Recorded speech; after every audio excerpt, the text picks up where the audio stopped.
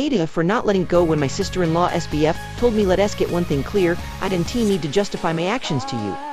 This situation happened back in May of 2025, so keep that in mind, but has been brought up again, so hence the post.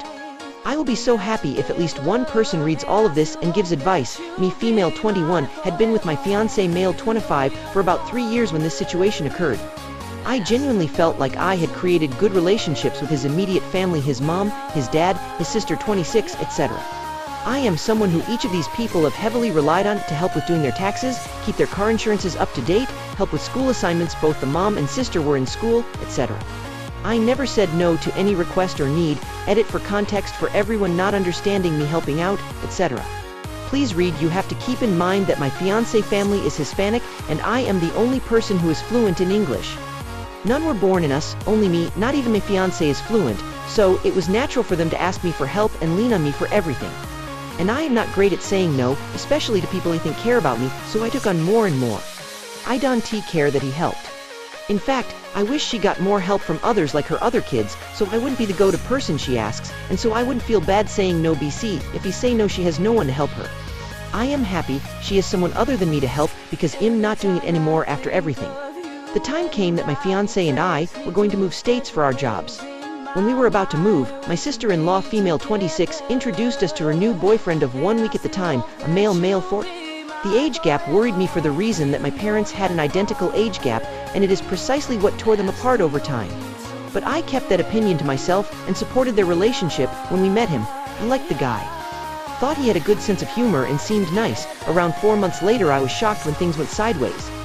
There is a mini situation that happened with him before this one. Let me know in the comments if you want me to explain it. My mother-in-law had asked me to help her find a new laptop.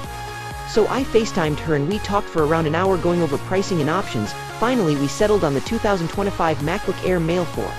She was only going to use it for browsing, notes, and light schoolwork, so I recommended the one with standard storage and RAM. This would save her close to $500 on a computer she is already paying $1,000 for. Especially because I share 2 terabytes of iCloud storage with her that I personally pay for, so we went with that option and I ordered it. A few days later, she is talking on the phone with my fiancé when she asks him to pass the phone for her to tell me something. She tells me that my sister-in-law's boyfriend said the laptop I picked was an older 2024 model, which isn't true. Based on that, he canceled the order I had placed and took her to buy a different one, which ended up being essentially the same laptop, just with more RAM and storage, so she spent more money for no real reason. I wasn't initially angry, but more annoyed because I had done the work and spent the time with my mother-in-law to arrive at that choice. Also, he said he canceled it because it was an old model. However, I had the order confirmation with model to prove that wasn't the case. So to me, it was a big misunderstanding that led to my mother-in-law paying $1,500 for the computer instead of $1,000. However, she got more RAM and storage that she won't need. On her technological ability, she will probably only use about 10 of the computer's capabilities in the first place, so the extra money felt wasteful. And she is not rich. So, I decided since he is someone in the family, I would reach out to him in a text to let him know there must have been a misunderstanding, because the one I ordered is the same one he took her to get, and to ask that in the future, if it's something that I already helped with, to please reach out to me so we can chat to avoid misunderstandings. He responded with some computer specs, and I just responded with proof that what I ordered was correct. Once I sent the proof, he responded with, "Let us get one thing clear, I didn't need to justify my actions to you. If you have a problem with the decision, take it up with mother-in-law." My jaw hit the floor. I was not expecting that type of reply, and honestly felt disrespected. I replied saying that I had come to him with a respectful tone, so I would like the same back from him, and even clarified that I was not asking him to justify anything. Just wanted to avoid future misunderstandings. He left that message undelivered and refused to address it.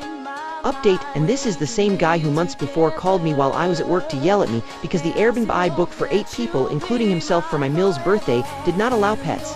It was free for everyone, BTW, I paid it all. I did not even know he had a pet and just assumed at his age he knew someone to watch his pets or would hire someone to swing by. It was one night, so he yelled at me while at work and asked me to justify that choice. When it was a free stay for him, how would I know? Little did I know. He immediately went to my SIL, Mill, and Phil to complain about my texts. He twisted it to fit his agenda to make it seem as I